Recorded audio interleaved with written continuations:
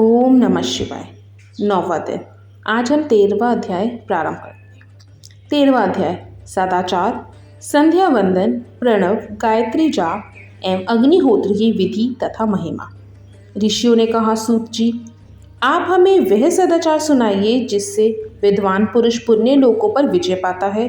स्वर्ग प्रदान करने वाले धर्ममय तथा नरक का कष्ट देने वाले अधर्ममय आचारों का वर्णन कीजिए। सूत जी बोले, सदाचार का पालन करने वाला मनुष्य ही ब्राह्मण कहलाने का अधिकारी है। वेदों के अनुसार आचार का पालन करने वाले एवं वेद के अभ्यासी ब्राह्मण को विप्र कहते हैं। सदाचार, वेदाचार तथा विद्या गुणों से युक्त होने पर उसे द्विज कहते हैं। वेदों का कम आचार तथा कम अध्ययन करने वाले एवं राजा के पुरोहित अथवा सेवक ब्राह्मण को क्षत्रिय ब्राह्मण कहते हैं। जो ब्राह्मण कृषि या वाणिज्य कर्म करने वाला है तथा ब्राह्मणोचित आचार का भी पालन करता है, वह वैश्य ब्राह्मण है तथा स्वयं खेत जोतने वाला शूद्र ब्राह्मण कहलाता है। जो दूसरों के दोष देखने वाला तथा परद्रोही है, उसे चांडाल द्विज कहते हैं। क्षत्रियों में जो पृथ्वी का पालन करता है, वह राजा है तथा अन्य मनुष्य राजद्रोही क्षत्रिय माने जाते हैं। जो धान्य आदि वस्तुओं का क्रय विक्रय करता है, वह वैश्य कहलाता है। दूसरों को वणिक कहते हैं। जो ब्राह्मणों, क्षत्रियों और वैश्यों की सेवा में लगा रहता है, शूद्र कहलाता है। जो शूद्र हल जोतता है, उसे वृषहल समझना चाहिए।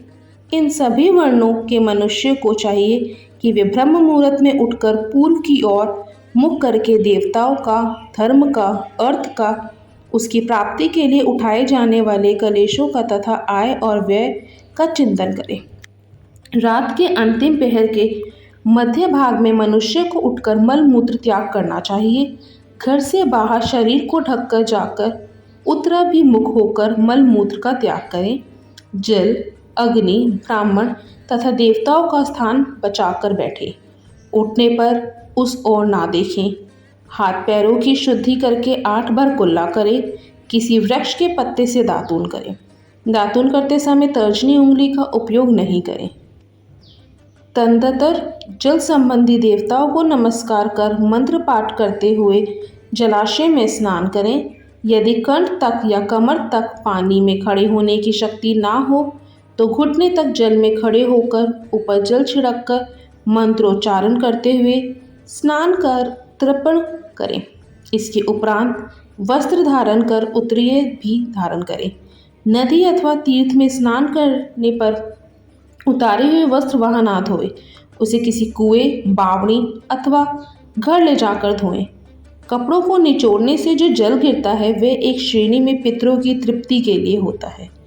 इसके बाद जबाली उपनिषद में बताए गए मंत्र से भस्म लेकर लगाएं। इस विधि का पालन करने से पूर्व यदि भस्म गिर जाए तो गिराने वाला मनुष्य नरक में जाता है। आपोहिष्ठा मंत्र से पाप शांति के लिए सिर पर जल छिड़ककर यशस्याय मंत्र पढ़कर पैर पर जल छिड़कें। आपोहिष्ठा में 3 ऋचाएँ हैं। पहली ऋचा का पाठ कर पैर, मस्तक और हृदय में जल छिड़कें। दूसरी ऋचा का पाठ कर मस्तक, हृदय और पैर पर जल छिड़के तथा तीसरी ऋचा का पाठ करके हृदय, मस्तक और पैर पर जल छिड़के। इस प्रकार के स्नान को मंत्र स्नान कहते हैं। किसी अपवित्र वस्तु से स्पर्श हो जाने पर, स्वास्थ्य ठीक ना रहने पर, यात्रा में यह जल उपलब्ध ना होने की दशा में मंत्र स्नान करना चाहिए।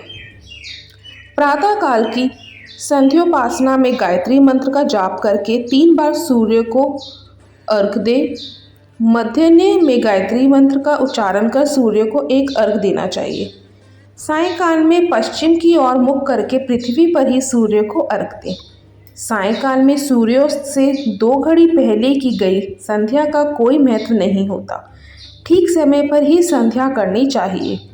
यदि संध्योपासना किए बिना 1 दिन बीत जाए तो उसके प्रायश्चित हेतु अगली संध्या के समय 100 गायत्री मंत्र का जाप करें। 10 दिन छूटने पर 1 लाख तथा 1 माह छूटने पर अपना उपनयन संस्कार कराएं। अर्थ सिद्धि के लिए ईश, गौरी, कार्तिकेय, विष्णु, ब्रह्मा, चंद्रमा और यम एवं अन्य देवताओं का शुद्ध जल से तर्पण करें।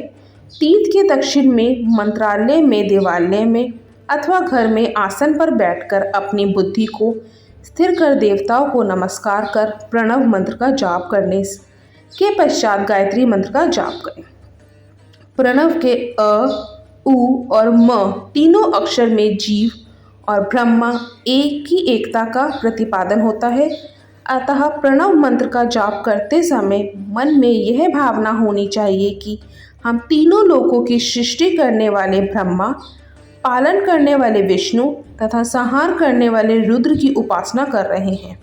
ये ब्रह्म स्वरूप ओंकार हमारी कर्मेंद्रियों, ज्ञानेंद्रियों, मन की वृत्ति तथा बुद्धि वृत्तियों को सदा भोग और मोक्ष प्रदान करने वाले धर्म एवं ज्ञान की ओर प्रेरित करते हैं। जो मनुष्य प्रणव मंत्र के अर्थ का चिंतन करते हुए इसका जाप करते हैं वे निश्चय ही ब्रह्म को प्राप्त करते हैं तथा जो मनुष्य बिना अर्थ जाने प्रणव मंत्र का जाप करते हैं उनको ब्रह्मत्व की पूर्ति होती है। इस हेतु श्रेष्ठ ब्राह्मण को प्रतिदिन प्रातःकाल 1 सहस्त्र गायत्री मंत्र का जाप करना चाहिए। मध्याह्न में 100 बार तथा सायं 28 बार जाप करें। अन्य वर्णों में मनुष्य को सामर्थ्य के अनुसार जाप करना चाहिए। हमारे शरीर के भीतर मूलाधार, स्वाधिष्ठान, मणिपुर, अनाहत, आज्ञा और सहस्त्रार नामक 6 चक्र हैं। इन चक्रों में क्रमशः विघ्नेश्वर, ब्रह्मा, विष्णु, ईश, जीवात्मा और परमेश्वर स्थित हैं। सद्भावना पूर्वक श्वास के साथ सोम का जाप करें। सहस्त्र बार किया गया जाप ब्रह्म लोक प्रदान करने वाला है। 100 बार किए जाप से इंद्र पद की प्राप्ति होती है। आत्मरक्षा के लिए जो मनुष्य अल्प मात्रा में इसका जाप करता है वह ब्राह्मण कुल में जन्म लेता है। 12 लाख गायत्री मंत्र का जाप करने वाला मनुष्य ब्राह्मण कहलाता है। जिस ब्राह्मण ने 1 लाख गायत्री का भी जप ना किया हो उसे वैदिक कार्यों में ना लगाएं। यदि एक दिन उल्लंघन हो जाए तो अगले दिन उसके बदले में उतने अधिक मंत्रों का जाप करना चाहिए। ऐसा करने से दोषों की शांति होती है, धर्म से अर्थ की प्राप्ति होती है, अर्थ से भोग सुलभ होता है, भोग से वैराग्य की संभावना होती है। धर्म पूर्वक उपार्जित धन से भोग प्राप्त होता है, उससे भोगों के प्रति आसक्ति उत्पन्न होती है। मनुष्य धर्म से धन पाता है एवं तपस्याओं से दिव्य रूप प्राप्त करता है। कामनाओं का त्याग करने से अंतःकरण की शुद्धि होती है, उस शुद्धि से ज्ञान का उदय होता है।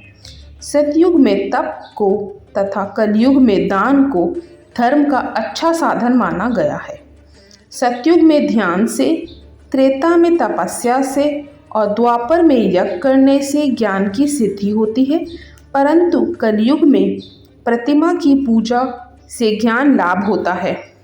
अधर्म हिंसात्मक और दुख देने वाला है। धर्म से सुख व अभ्युदय की प्राप्ति होती है। दुराचार से दुख तथा सदाचार से सुख मिलता है। अतः भोग और मोक्ष की सिद्धि के लिए धर्म का उपार्जन करना चाहिए।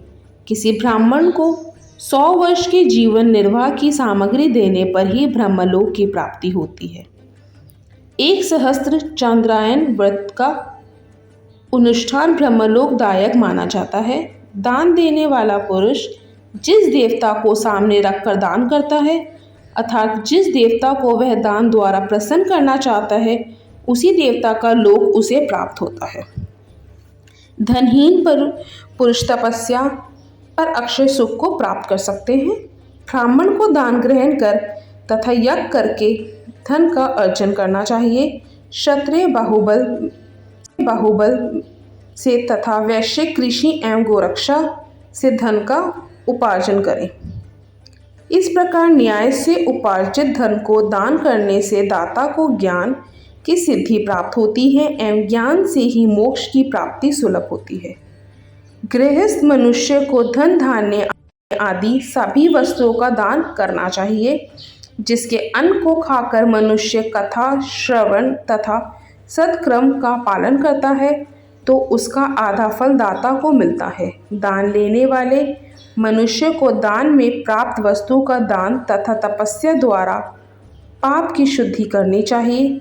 उसे अपने धन के 3 भाग करने चाहिए, एक धर्म के लिए, दूसरा वृद्धि के लिए एवं तीसरा उपभोग के लिए। धर्म के लिए रखे धन से नित्य नैमित्तिक और इच्छित कार्य करें।